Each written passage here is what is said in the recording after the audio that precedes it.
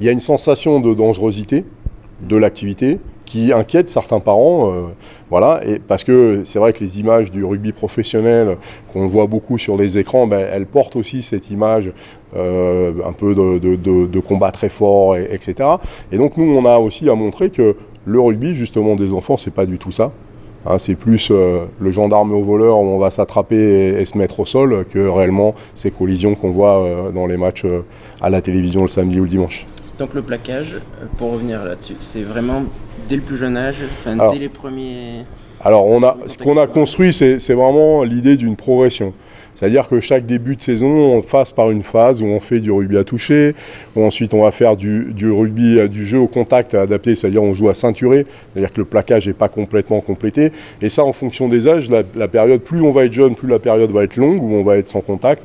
Et puis, dans le courant de la saison, on va passer sur des situations avec un rugby à plaquer, mais qui a un rugby là aussi avec beaucoup d'espace, avec beaucoup de courses, etc.